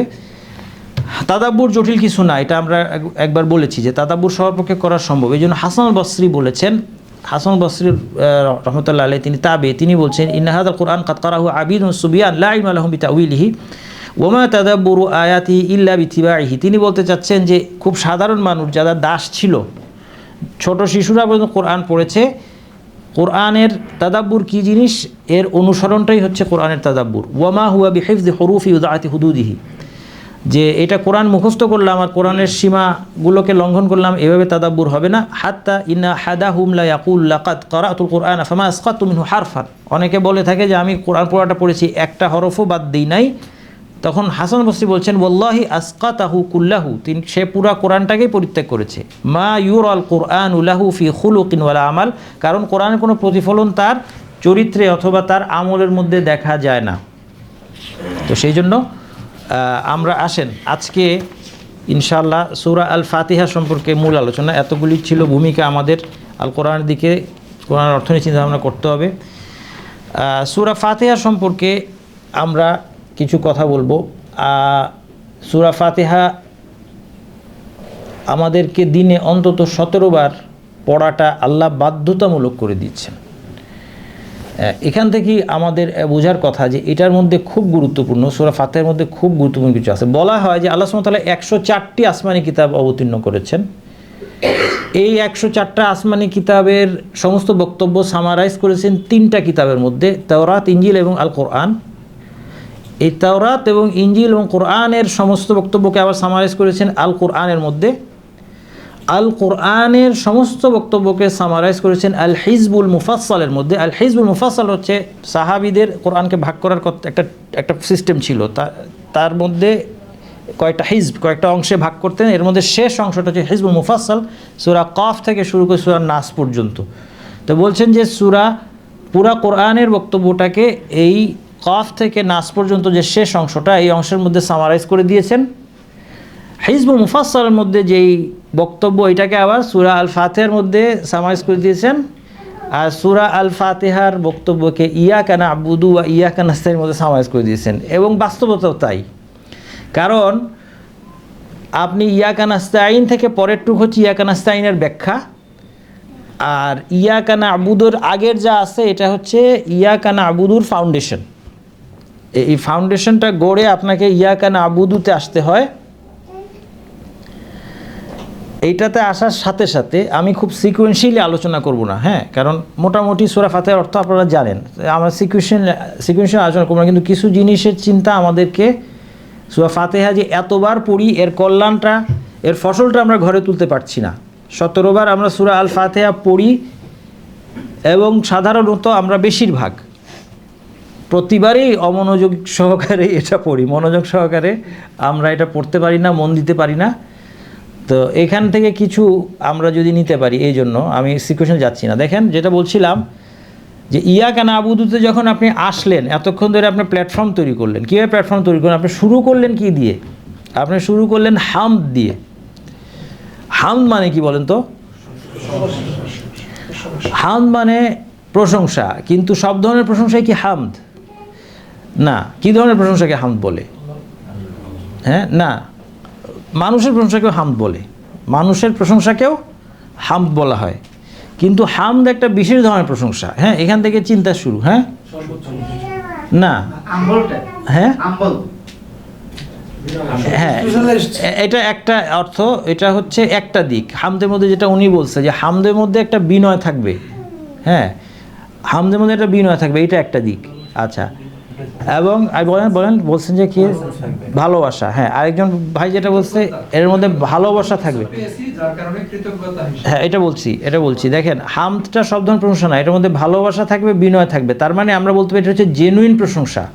যখন কাউকে খুশি করার জন্য আমরা তো অনেক ধরনের প্রশংসা করি, এটাকে আরবিতে হামদ বলে না, আরবিতে এটা আরেকটা শব্দ আছে মাদহ। হ্যাঁ, হা মিম দাল দিয়ে আরেকটা শব্দ আছে মাদহ। মাদহ হচ্ছে সব ধরনের প্রশংসা, কিন্তু যখন হামদ আপনি বলছেন তাহলে এটা একটা বিশেষ জেনুইন প্রশংসা, এবং অন্তর থেকে আপনি ভালোবাসা এবং ভয় নিয়ে করছেন। তার সাথে যেটা উনি বলেছেন এখানে শুধু প্রশংসা করছেন না, কারণ শুধু প্রশংসা হচ্ছে যেটা আমরা একজন মানুষের অনেক উন্নত কোনো গুণের জন্য করতে পারি। আমরা তাকে, কেউ দেখতে অনেক সুন্দর অথবা কারো জ্ঞান অনেক বেশি, এই জন্য তাকে প্রশংসা করলাম যে দেখছো কত জ্ঞানী, কত সম্পদশালী, তার এত টাকা, এই জন্য প্রশংসা করলাম। কিন্তু হয়তো তার কাছ থেকে আমি কোনো ফেভার পাই নাই। কিন্তু হামদ হচ্ছে এর মধ্যে শুকরিয়ার অর্থটাও আছে, অর্থাৎ আমি যখন, তার মানে আমরা যদি জেনুইনলি আলহামদুলিল্লাহ রব্বিল আলামিন যখন আমরা পড়ব, তখন আমাদের মধ্যে একটা ভালোবাসা এবং ভক্তির অনুভূতি থাকতে হবে। আল মাহাব্বাতু ওয়াত তাযীম, ভালোবাসা এবং ভক্তির একটা অনুভূতি অন্তরে থাকতে হবে, সেই সাথে একটা কৃতজ্ঞতা বোধের অনুভূতি থাকতে হবে। আচ্ছা, এরপর দেখেন আল কোরআনের একটা খুব অসাধারণ দিক আছে, এটা হলো যে আমি তো নিজে কম্পিউটার সায়েন্স ব্যাকগ্রাউন্ডে, আপনারা অনেকে জানেন। তো কম্পিউটার সায়েন্সে আমরা সব কিছু একটু লজিক্যালি চিন্তা করতে হয়, কারণ লজিক নিয়ে আমাদের কাজ, তাই না? তো এখন আপনি আল কোরআনের একটা চমৎকার জিনিস আছে, এটা হচ্ছে যে প্রত্যেকটা দুইটা শব্দের মধ্যে একটা সিকোয়েন্সের মধ্যে একটা লজিক আছে। মানে একটা শব্দের পর আরেকটা শব্দ কেন আসছে এটা এমনি এমনি হয় নাই, একটা আয়াতের পর আরেকটা আয়াত কেন আসছে এটা এমনি এমনি হয় নাই, এটা একটা লিঙ্ক আছে। এই জন্য কোনো আলেমের মতে প্রত্যেকটা আয়াতের সিকোয়েন্স এবং প্রত্যেকটা সূরার সিকোয়েন্সের একটা তাৎপর্য আছে, এটার উপর তারা বইও লিখেছেন। হ্যাঁ, এর মধ্যে একটা বিখ্যাত বই হচ্ছে নাজমুদ্দুরার ফি তানাসুবি আল আই ওয়াস সুয়ার, এটার নাম হচ্ছে বিকাই, উনার নামটা, একটা তাফসির। এই তাফসিরের মূল হচ্ছে যে প্রত্যেকটা আয়াতের মধ্যে লিঙ্কটা দেখানো। হ্যাঁ, এটা কিন্তু বেশ কয়েক খণ্ডে, ভালো, মানে এটা একটা দিকের জন্য আর কি। বই তো আরবি, এই বই আরবিতেই প্রকাশ পাইছে রিসেন্টলি, মানে এর আগে ওটা ম্যানুস্ক্রিপ্ট ছিল আর কি, তো বাংলা হওয়ার কোনো চান্সই এখনও হয় নাই এটার। আর এগুলি বই বাংলা করাও খুব মুশকিল, কারণ এগুলি তো অনেক আরবি সাহিত্যের গভীর জিনিসপত্র থাকে। যাই হোক, এখন যেটা বলছিলাম আমি, দেখেন আলহামদুলিল্লাহ যখন বলছেন, এখানে শুরুতে একটা আল আসছে না, এই আলের অর্থ তো আপনারা জানেন বোধহয়। এই আলটা কি বলেন তো? হ্যাঁ, না, এটা নির্দিষ্ট আল না তো। হ্যাঁ, না, এই আলটার একটা ডিফারেন্ট অর্থ আছে। এই জন্য ওই যে আপনার অনেক সময় আমরা মনে করি আল হচ্ছে ইংরেজি দি আর্টিকেল, যেটা কিন্তু হ্যাঁ, এখানে হচ্ছে ইস্তিগরাক। এই আলটা হামদের সাথে যে আলটা আসছে এটা নির্দিষ্ট আল না, কারণ তাইলে তো হামদ কোনো একটা নির্দিষ্ট হামদ আল্লাহ, সেটা না, সব রকম, এটা লিল জিন্স। অথবা কোনো আলেম এটাকেই বলেছেন লিল ইস্তিগরাক, অর্থাৎ সব ধরনের প্রশংসা আল্লাহর। তো সেই জন্য সব ধরনের প্রশংসা আল্লাহর, এটাও কিন্তু আপনাকে একটা চিন্তার খোরাক দেয় যে তাহলে যে পৃথিবীতে যত অনাকাঙ্ক্ষিত ঘটনা ঘটে এগুলোর জন্য আল্লাহ প্রশংসার যোগ্য, এটা আবার আপনাকে একটা চিন্তার আরেকটা দিগন্ত খুলে দিবে। আচ্ছা, ওই দিকে না যাই, এখন দেখেন আমি যেটা বলছিলাম যে লজিক্যাল সিকোয়েন্সের কথা বলছিলাম, যে আলহামদুলিল্লাহ যখন এখানে এটুক আসলেন যে সমস্ত প্রশংসা আল্লাহর প্রাপ্য, এটা হলো সহজ অর্থ। সাথে সাথেই একটা লজিক্যাল সিকোয়েন্সে প্রশ্ন আসে হলো কেন, এবং এর পরের শব্দটা ঠিক ওইটাকেই এক্সপ্লেন করছে। কারণ রব্বুল আলামিন তিনি হচ্ছে সব ধরনের জগতের প্রতিপালক। কারণ একজন যদি শুধু মানুষ প্রতিপালন করতে পারে কিন্তু কুকুরকে প্রতিপালন করতে না পারে, তাহলে সে সমস্ত প্রশংসা পাবে না। হ্যাঁ, আপনাকে যদি আপনি একটা মানুষের বাচ্চাকে পালতে পারবেন, আপনাকে যদি দেই আপনি পালতে পারবেন, কিন্তু আপনি হয়তো একটা কুকুরের বাচ্চাকে পালতে পারবেন না। কুকুরের বাচ্চাকে পালতে পারলেও আপনি একটা হচ্ছে পিঁপড়াকে পালতে পারবেন না। আপনারা যদি বলি যে এই পিঁপড়াটাকে তুমি খাওয়াও, হ্যাঁ, অথবা এই মাছিটাকে তুমি খাও। আমি ছোটোবেলায় একবার মাছি পালার চেষ্টা করছিলাম। ছোটোবেলায় তো মানুষ অনেক অদ্ভুত কাজ করে, তো একটা মাছিরে কোনো মতো একটা বাক্সে ঢুকাইছি, ঢুকাই তারে মানে রাত্রেবেলা ভাত খাইতে দিছি ওই বাক্সের মধ্যে। তো এগুলি ছোটোবেলায় করছিলাম। কিন্তু দেখেন, আপনি বাস্তবে চিন্তা করেন যে আপনি এখন হঠাৎ একটা বলা হলো একটা মাছিকে আপনি এটাকে রিজিক দিতে হবে, আপনি পারবেন না দিতে। আপনি যতই চেষ্টা করেন, যদিও সে আপনার চেয়ে আকার আকৃতিতে অনেক ছোট, তার ক্ষমতা অনেক কম, আপনার ক্ষমতা অনেক বেশি, কিন্তু আপনি মাছিকে পালতে পারবেন না, আপনি মানুষের বাচ্চাকে হয়তো পালতে পারবেন। তো এই যে বিষয়টা, এটা একটা খুব চমৎকার জিনিস যে আল্লাহ সুবহানাহু ওয়া তাআলা সব ধরনের জগৎকে প্রতিপালন করেন এবং এই জন্য তিনি সকল প্রশংসার যোগ্য। তাহলে আলহামদুলিল্লাহর সাথে রব্বিল আলামিনের মধ্যে একটা কি আছে, একটা লজিক্যাল একটা লিঙ্ক আছে, একটা সিকোয়েন্স আছে। আচ্ছা, এটার সাথে রহমানুর রাহিমের সম্পর্ক কি? এটারও খুব সুন্দর একটা সম্পর্ক আছে। কারণ যখন আল্লাহকে রব বলা হলো, রবের বৈশিষ্ট্যটা হচ্ছে তারবিয়ার বৈশিষ্ট্য। হ্যাঁ, এই জন্য এটা রব মানে কি? মুরব্বি। রবের একটা অর্থ হচ্ছে মুরব্বি। আমরা মুরব্বি বলি, বাংলাতেও আমরা মুরব্বি বলি, অর্থাৎ একটা টিচার হচ্ছে একটা মুরব্বি, অথবা বাবা হচ্ছেন একজন মুরব্বি। তারপরে সমাজের যারা সিনিয়র, যারা মানুষকে মুরব্বি বললে প্রথম যে জিনিসটা মাথার মধ্যে আসে এটা হচ্ছে শাসন। আর যখন শাসনের ব্যাপার আসবে, আদেশ দেওয়া, নিষেধ করা, এটার মধ্যে একটা কঠোরতার সেন্স থাকে। আল্লাহ সুবহানাহু ওয়া তাআলা এই জন্য সাথে সাথেই দেখেন তার দয়ার কথা উল্লেখ করেছেন, যেন আমরা আল্লাহ সম্পর্কে ভুল ধারণা না করি যে আল্লাহ সুবহানাহু ওয়া তাআলা একেবারে জোর খাটায়, তার ক্ষমতা দিয়ে সমস্ত শক্তি প্রয়োগ করে সবাইকে তিনি লালন পালন করছেন কি না, তিনি লালন পালন করছেন প্রাথমিকভাবে দয়ার ভিত্তিতে। এই জন্য তার প্রতিপালনের ভিত্তিটা হচ্ছে দয়া। এখন শুধু দয়া থাকলেই হয় না, দেখেন এরপরে দয়া বুঝাইতে গিয়ে দুইটা নাম আসলো কেন এখন বলেন, কে বলবেন? দয়া তো রহমান বললেও হইতো, রাহিম বললেও হইতো, কিন্তু দুইটা একসাথে দিয়ে আল্লাহর দয়াকে বুঝাইতে হইলো কেন? এটা হচ্ছে মারজুহ ব্যাখ্যা। মারজুহ মানে বুঝেন, দুর্বল না, মানে হ্যাঁ, মানে এর চেয়ে বেটার একটা ব্যাখ্যা আছে ইবনে কাইয়িম রাহমাতুল্লাহ যেটা দিয়েছেন, এটা কমনটা, এটা ঠিক আছে, এটা কথা ভুল না যে এটা হতে পারে, এটা একটা তাফসির। কিন্তু আরও একটা সুন্দর তাফসির আছে, যেটা ইবনে কাইয়িম রাহমাতুল্লাহ বলেছেন, সেটা হলো যে রহমান রহমান শব্দটা বোঝায় যে কারো মধ্যে দয়ার আধিক্য, আল্লাহর মধ্যে দয়ার আধিক্য বোঝাচ্ছে। কিন্তু একটা জিনিস খেয়াল করেন, আপনার মনের মধ্যে দয়া ভর্তি, কিন্তু আপনি কাউকে দয়া করতে পারেন না, এমন হইতে পারে না? এমন হইতে পারে। আবার এরকম হইতে পারে যে আপনার ভিতরটা একেবারে ভীষণ রকম শক্ত কঠিন হৃদয়, আপনি কিন্তু বাহ্যত মানুষকে আপনি দয়া করতেছেন। আল্লাহ সুবহানাহু ওয়া তাআলার মধ্যে দুইটা আছে। আল্লাহ সুবহানাহু ওয়া তাআলা অসীম দয়ার অধিকারী, এটা রহমান দিয়ে বোঝা যাচ্ছে, আর রাহিম দিয়ে তার ফেল বোঝা যাচ্ছে যে তিনি দয়া করেন। তিনি শুধু দয়া নিয়ে বসে আছেন এরকম না, তিনি যেমন অসীম দয়ার অধিকারী, তিনি দয়া করছেন। এখন দয়ার কথা বলার সাথে সাথেই আবার মানুষ যেন এই আশা বেশি হয়ে না যায়, বেপরোয়া হয়ে না যায়, এই জন্য আবার সাথে সাথে কী করতে হবে? মানুষকে একটু ভয় দেখাইতে হবে। এই ভয় দেখানোর জন্য এর পরপরই এই জন্য আসছে মালিক ইয়াউমিদ্দিন, বিচার দিবসের মালিক, অথবা মালিক দুইভাবে পড়া যায়, টান ছাড়া পড়া যায়, টান দিয়েও পড়া, দুইটাই শুদ্ধ। এটা এখানে আপনারা জ্ঞানীগুণী মানুষ, এই জন্য বললাম, এই সাধারণ মানুষের কাছে গিয়ে ওয়াজ করে এটা বলার দরকার নাই যে মালিক ইয়াউমিদ্দিনের টান বাদ দিলেও হবে, এটা সাধারণ মানুষ কনফিউজড হয়ে যাবে। কিন্তু আপনারা জ্ঞানীগুণী মানুষ, এই জন্য বললাম যে দুইভাবে পড়া যায় মালিক, কারণ এখানেও একটা তাৎপর্য আছে। এই আয়াতটা দুইভাবে নাজিল হইলো কেন? মালিক ইয়াউমিদ্দিন দুইভাবে নাজিল হইলো কেন? কারণ মানুষের মধ্যে আপনি দেখেন অনেকে আছে মালিক, আমরা সবাই মালিক, মানে কিছু না কিছুর মালিক। আমি এই চশমাটার মালিক, এই মোবাইলটার মালিক, আপনি একটা গাড়ির মালিক, আপনি একটা বাড়ির মালিক, কিন্তু আপনার মালিক না, আপনার রাজা না। আপনার যে জিনিসগুলো, এটার মধ্যে আপনার মালিকানা সীমাবদ্ধ। আবার এমন রাজা থাকতে পারে যার কি নাই, মালিক, কিন্তু তার কোনো নাই, রাজত্ব নাই। রাজা মানে উৎখাত করে দেওয়া হয়েছে রাজাকে, সে রাজা আছে ঠিকই, কিন্তু তার কোনো কিছু মালিকানা নাই। আল্লাহ সুবহানাহু ওয়া তাআলা মালিক এবং মালিক। আল্লাহ সুবহানাহু ওয়া তাআলা যেমন রাজাধিরাজ, এবং সেই সাথে তিনি সব কিছু তার কর্তৃত্বে, এবং এই জন্য তিনি তার তাসাররুফ, এখান থেকে বোঝা যায় তার তাসাররুফ হচ্ছে কাউলি এবং ফেইলি। কারণ রাজার কাজ হচ্ছে অর্ডার দেয়, রাজা সব প্রজাদেরকে অর্ডার দেয়। সুতরাং আল্লাহ সুবহানাহু ওয়া তাআলার যে কোনো সৃষ্টিকে নিয়ে যা খুশি তিনি যেমন করতে পারেন, তেমনি যা খুশি তিনি আদেশ নিষেধ করতে পারেন। এই দুইটা বৈশিষ্ট্য চলে আসছে। এরপর এই জন্য এই এখন দেখেন, তাইলে আপনি যদি বুঝে শুনে মালিক ইয়াউমিদ্দিন পর্যন্ত আসেন, তাইলে আপনার অন্তরে আল্লাহর প্রতি ভালোবাসা তৈরি হয়ে গেছে কোথায়? হামদ বলার সময়। আশা তৈরি হয়ে গেছে কোথায়? রহমানুর রহিম বলার সময় আপনার মধ্যে অনেক আশা জন্ম নিচ্ছে, কারণ আল্লাহ সুবহানাহু ওয়া তাআলার রহমত অনেক বেশি, আপনি বুঝতে পারছেন। এবং মালিক ইয়াউমিদ্দিন বলার সময় ভয় তৈরি হয়ে গেছে। আর ভালোবাসা, আশা এবং ভয়, এই তিনটা কিসের ফাউন্ডেশন? হ্যাঁ, কিসের ফাউন্ডেশন? ইবাদতের ফাউন্ডেশন। এই জন্য এখন আপনি থার্ড পার্সন থেকে সেকেন্ড পার্সনে আসলেন, ইয়াকা নাবুদ। এতক্ষণ ছিলেন থার্ড পার্সনে, কিন্তু এতক্ষণ কিন্তু আল্লাহকে সরাসরি অ্যাড্রেস করেন নাই।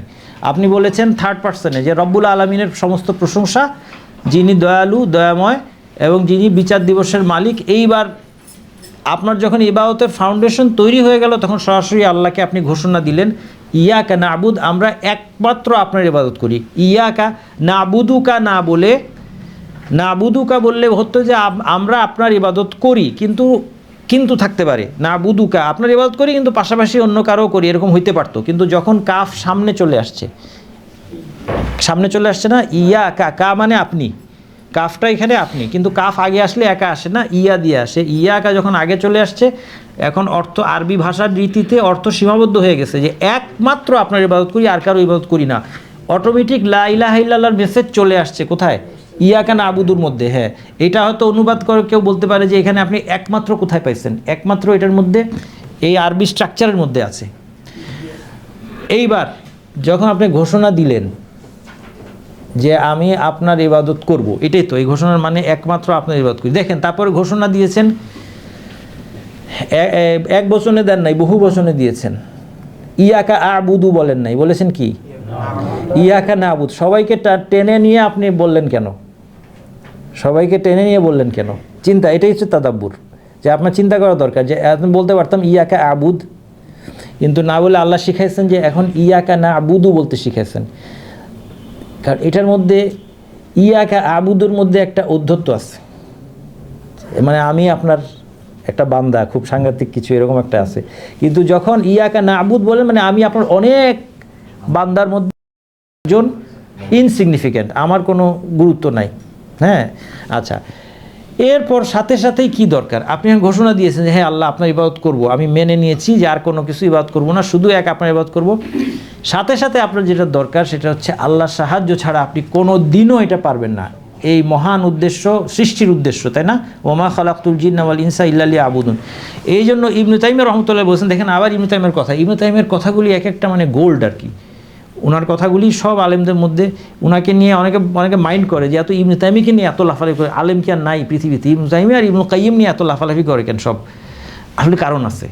ওনার কথাগুলি এত গভীর, মানে মনে হয় যেন আল্লাহ সুবহানাহু ওয়া তাআলা ওনার জন্য একটা জ্ঞানের একটা বিশাল ইয়ে খুলে দিয়েছেন। আলহামদুলিল্লাহ। উনি বলছেন, তাআম্মালতু আনফা'আদ দুআ, আমি চিন্তা করলাম যে সবচেয়ে উপকারী দোয়া কোনটা, সবচেয়ে কার্যকর উপকারী দোয়া কোনটা?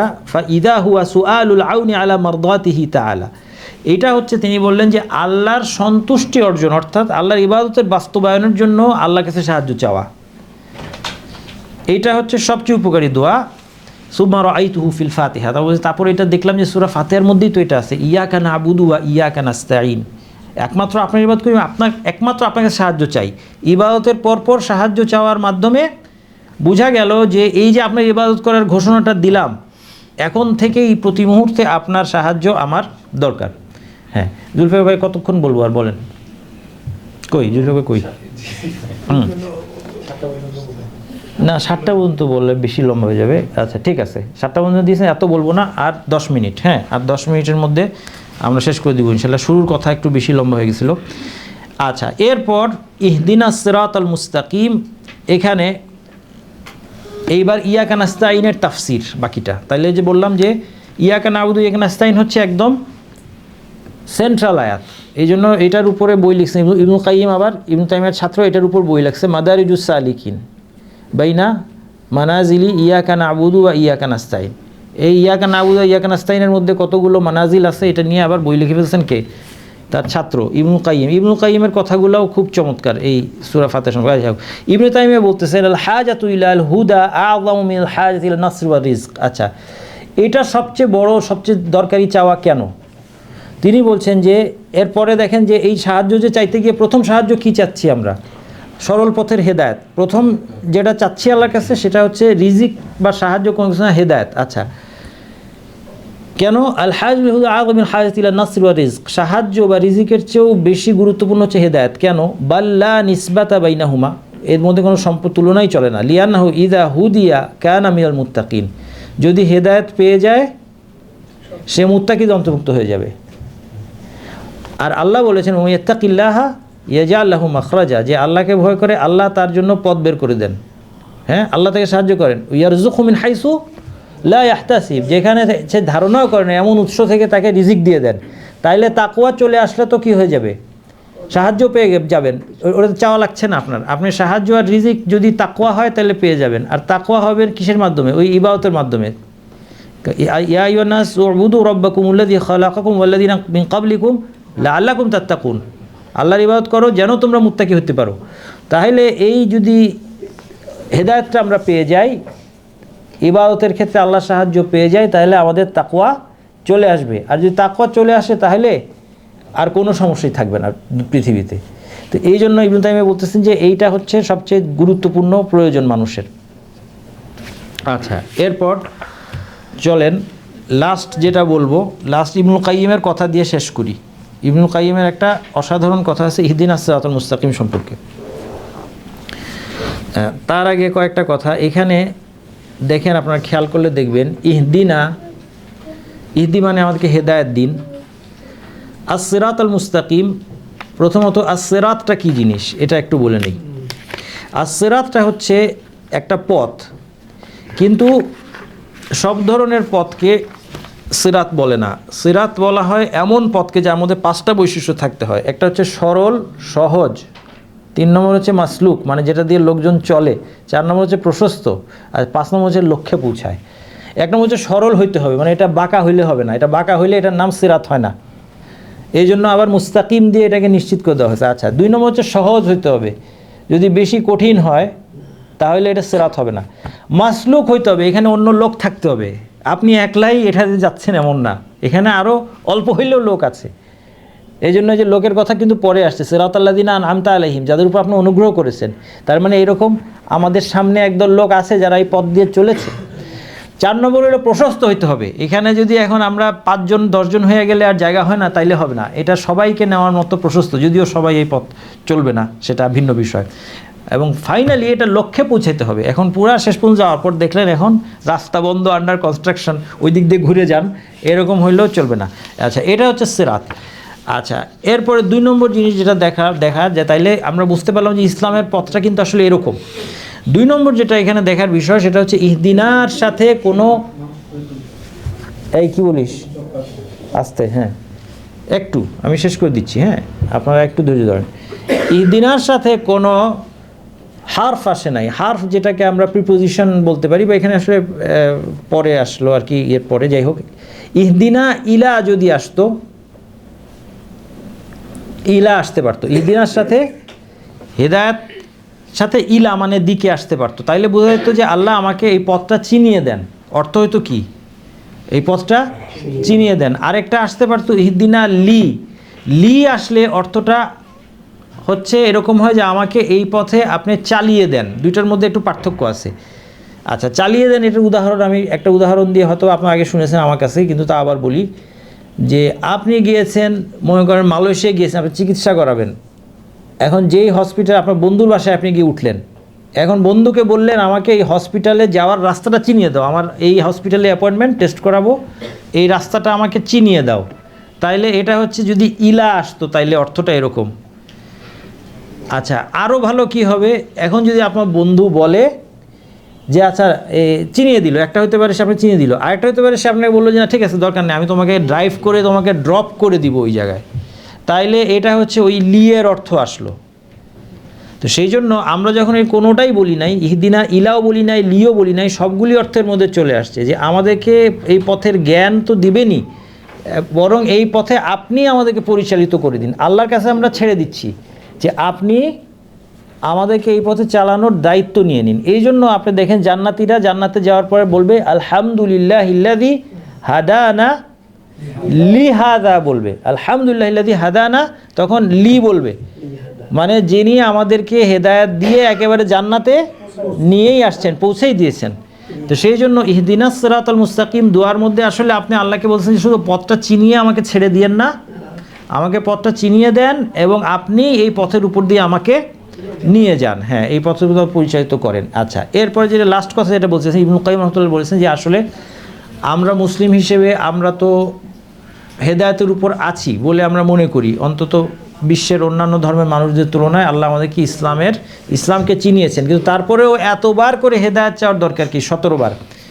এটা নিয়ে উনি বলেছেন যে আসলে এই জায়গায় আমরা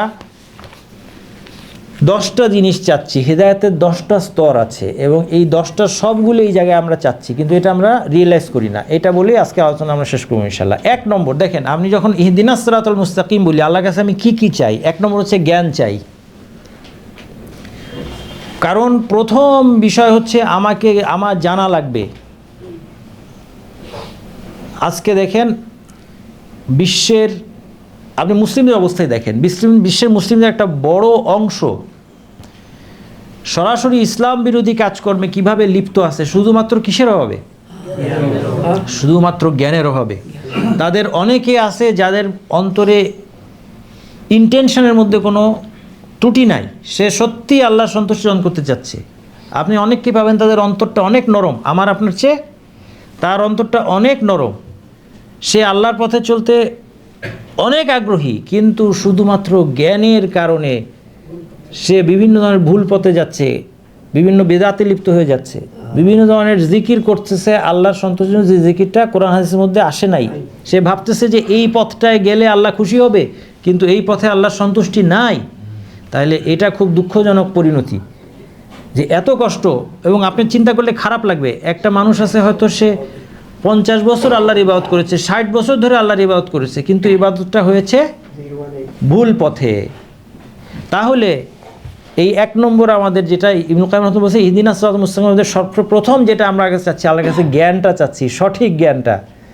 এই জ্ঞানটার দিকে যদি আল্লাহ আমাদেরকে হেদায়েত না দেন, আমাদের আসার কোনো উপায় নেই। আপনারা অনেকে আপনাদের অবস্থা চিন্তা করে দেখেন, আজ থেকে 10 বছর 20 বছর আগে চিন্তা করে দেখেন, আজ থেকে 20 বছর আগে আপনি এমন একটা বই পড়তেন যেই বইটার মধ্যে ভুল কথাবার্তায় ভরা। আজ থেকে 20 বছর পরে আপনি এইখানে এসে কুল্লিয়ায় শেখ মঞ্জুরুল্লাহির কোরআন হাদিস ভিত্তিক লেকচার শুনতেছেন। এটা কিভাবে হলো? এটা কিভাবে হলো? এই জ্ঞানটা কে দিল আপনাকে? এখানে থেকে আল্লাহ তাআলা আপনাকে কিন্তু এই জ্ঞান দিচ্ছে। তারপর আমি চিন্তা করি দেখেন, এই যে 1400 বছরের অধিক সময় পরে আজকে এসে আপনি নবী মুহাম্মদ সাল্লাল্লাহু আলাইহি ওয়াসাল্লামের প্রতি ঈমান আনতেছেন। সময়ের ব্যবধান দেখেন, 1400 বছরের চেয়েও বেশি সময়। দূরত্বের ব্যবধান দেখেন, অনেক দূরের একটা দেশ, সেই দেশে তিনি যে দাওয়াত প্রচার করেছেন, আজকে এত বছর পরে আপনার কাছে এই দাওয়াতের জ্ঞানটা কে পৌঁছে দিল? এমনভাবে পৌঁছেছে আপনার কাছে এই দাওয়াতের জ্ঞান যে এটার জন্য আপনি এখন এই ইসলামের জন্য আপনি বাংলাদেশে বসে এখন কত সাল 2025 সালে আপনি জীবন দিতে প্রস্তুত। এটা আপনার এখন জীবন মরণ সমস্যা, যে ইসলাম আমি জীবন দিয়ে দিব কিন্তু ইসলাম আমি ছাড়বো না। এটা কীভাবে হলো বলেন? এই হেদায়েত আপনার কাছে আসলো কীভাবে? সৌদি আরব থেকে, তাও কত বছর আগের থেকে সেই হেদায়েতটা আপনার কাছে আসলো। আপনি ঠিক সেভাবে ওনার মতো রাসূলুল্লাহ সাল্লাল্লাহু আলাইহি ওয়াসাল্লাম সালাত আদায় করেন, আপনি রাসূলুল্লাহ সাল্লাল্লাহু আলাইহি ওয়াসাল্লাম সাহাবীদের মতো দিন পালন করার চেষ্টা করছেন। তারা যেভাবে কোরআন পড়েছেন আপনি সেভাবে কোরআন পড়েন, তারা যেভাবে রাসূলুল্লাহ সাল্লাল্লাহু আলাইহি ওয়াসাল্লাম হাদিসের বাণী শুনেছেন আপনি সেভাবে হাদিসের বাণী শুনছেন। এটা আল্লাহ সুবহানাহু ওয়া তাআলা যদি না করে দিতেন, এই জ্ঞানটা আপনার কাছে না পৌঁছাইতেন, তাহলে এটা কোনোদিনও হতো না।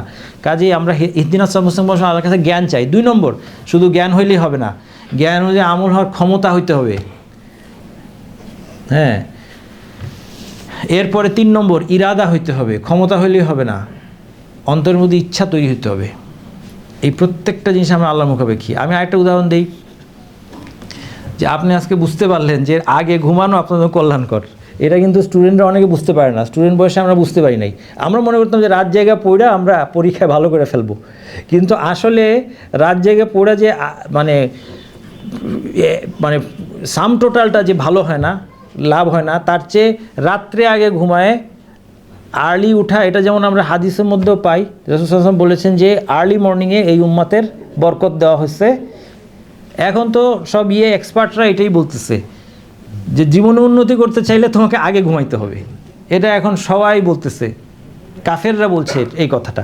আচ্ছা, এখন এটা জ্ঞান পাইলেন, হেদায়েত হইল, আমাদের এখন হেদায়েত হয়েছে, তাই না? আমাদের ছাত্র ভাইদের, এখানে আমার ছাত্র ভাইরা আছে, এখন কি রাত দিকে পড়েন নাকি? খবরদার, এশার পরে যে ঘুমায় পড়বেন, দরকার হলে এশার পরে ঘুমায়, রাতে তাহাজ্জুদের সময় ওইটা পড়াশোনা শুরু করেন, দেখেন আপনার সকাল 11টার মধ্যে আপনার সব কাজ শেষ হয়ে যাবে। হ্যাঁ, ভয়ানক বরকত।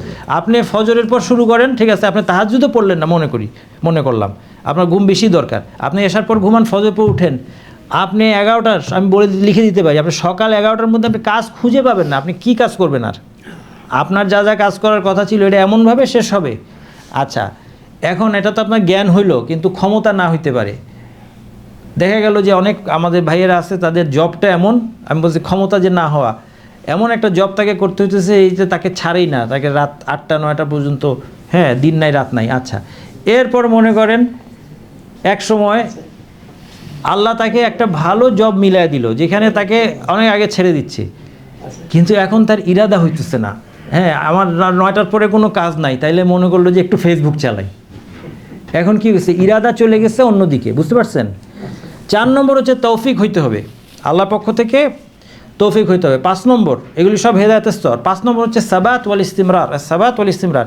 আচ্ছা, হইল, আপনি অভ্যাস করলেন, আল্লাহর পক্ষ থেকে তৌফিক হচ্ছে যে আমি প্রতিদিন রাতে এসার পরে ঘুমায় পড়ি, তাহাজ্জুদের সময় উঠে যাই, ফজরের সময় উঠে যাই, আমার খুবই প্রোডাক্টিভ একটা ডে যায়, কিন্তু এখন আমি এটা কোনো কারণে কন্টিনিউ করতে পারলাম না, আল্লাহ মাফ করুক, কোনো কারণে কন্টিনিউ করতে, অসুস্থ হয়ে গেলাম বা কিছু একটা হইলো, আমি এটার উপরে, তাহলে কন্টিনিউইটি চাওয়াটাও এই হেদায়েত চাওয়ার মধ্যে কি অন্তর্ভুক্ত। 6 নম্বর হচ্ছে বাধা দূর হইতে হবে, এটার পথে বাধা চলে আসতে পারে। আমার এটার জন্য একটা সবচেয়ে ভালো এক্সাম্পল যেটা আমার মাথায় চট করে আসে, এটা হচ্ছে যে অনেক প্রস্তুতি নিয়ে আগে ভাগে মসজিদে গেছি, প্রথম রাকাতে দাঁড়ায় তো তাহিয়াতুল মসজিদ এগুলি পড়ে টরে সুন্দর, সব ঠিক আছে, কিন্তু হঠাৎ নামাজ শুরু হলো আর ফোন বাজতে শুরু হলো সারা মসজিদের মধ্যে। এটা কেন হয় বলেন তো? আমার এটার একটা থিওরি আছে, এটা আমার থিওরি হলো যে এখানে শয়তানগুলি, যত জিনদের শয়তানগুলি আছে, এগুলি মানে দলবদ্ধভাবে কাজ করে। একজন যে ওরে ভুলাই দিছে যে এটা যে সাইলেন্ট করতে হবে, আর আরেকজন সাথে সাথে দৌড়ায় গেছে ওর বন্ধুর কাছে। নাইলে আপনি বলেন যে মাগরিবের টাইমে ফোন কে কাকে দেয়? আপনি মাগরিবের নামাজের মধ্যেই কেন সবার হঠাৎ করে, আপনি দেখেন আল্লাহু আকবার শুরু হয়েছে নামাজ, আর সবার কেন দরকার পড়ছে এখন ফোন করার? এটা তো কোনো খুব মানে সুইটেবল টাইম না।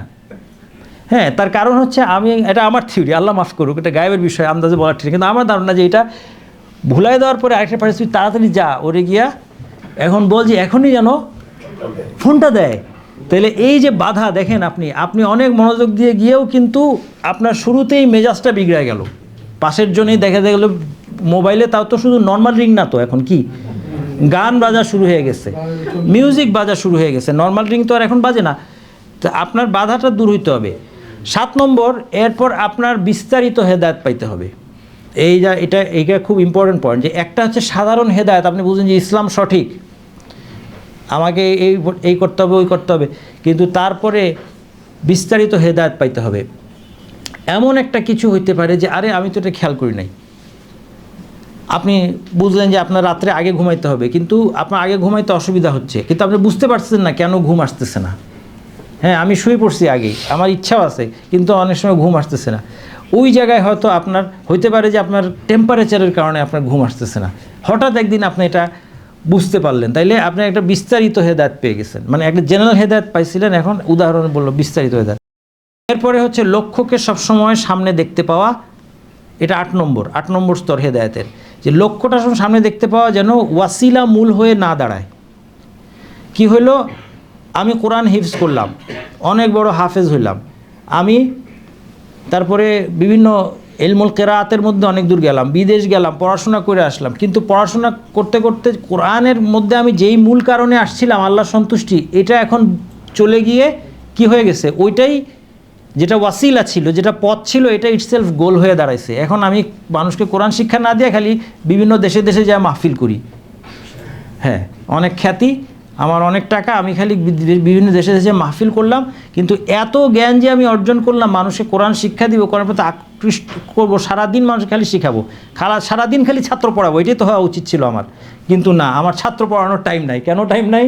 আমার যাইতে হবে অমুক রাজকীয় দাওয়াত পাইছি আমি অমুক দেশে, ওখানে আমার যে তেলাওয়াত করতে হবে, হয়তো রাজার মেয়ের বিয়ে, ওই মেয়ের বিয়ের অনুষ্ঠানে আমাকে ওই অনেক টাইনা টুইনা তেলাওয়াত করতে হবে, যেটা অনেকের মতোই বিদাত এইটার মধ্যে। তাহলে এখানে দেখা গেল কি যে লক্ষ্য সরে গেছে, মূল লক্ষ্য। 9 নম্বর, হেদায়েতের প্রয়োজনকে সবচেয়ে জরুরি প্রয়োজন হিসেবে দেখতে পাওয়া, এবং 10 নম্বর হচ্ছে হেদায়েত থেকে বিচ্যুত 2টা পথ চিনতে পারা। কারণ এখন হেদায়েত উপর আসছি, কিন্তু যদি আমি নেগেটিভটা না জানি যে হেদায়েত থেকে আমার বিচ্যুতি হয়ে যাবে কিভাবে, এই পথটা যদি আমি না জানি তাহলে আমি ভ্রান্তি থেকে বাঁচতে পারবো না। এই জন্য ওইটাও চিনতে হবে আমাকে।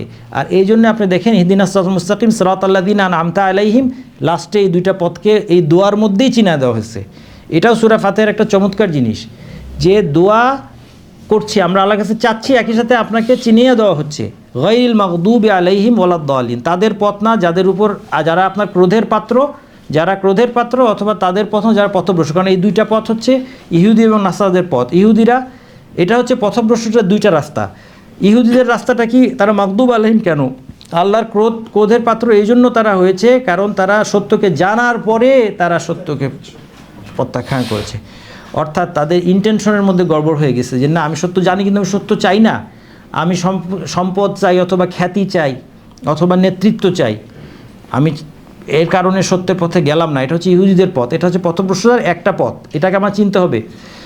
2 নম্বর পথ হচ্ছে খ্রিস্টানদের পথ, যে পথটা হচ্ছে কি, যে আমার কাছে জ্ঞানই আসলো না, যেটা আমরা একটু আগে বলেছি। আমার কাছে যদি জ্ঞানই না আসে, আমার ইচ্ছা আছে সত্যের পথে চলা, কিন্তু জ্ঞান না থাকে আমি সত্যের পথে চলতে পারলাম না, এরকম অবস্থা যদি হয়, অজ্ঞতার কারণে যে পথভ্রষ্টতা, এটাকে হচ্ছে বলা হয় দলাল। এই জন্য গায়রিল মাগদুবি আলাইহিম ওয়ালাদ-দালিন, একই সাথে এই 2টা পথ থেকে আমি আল্লাহর কাছে আশ্রয় চাইলাম।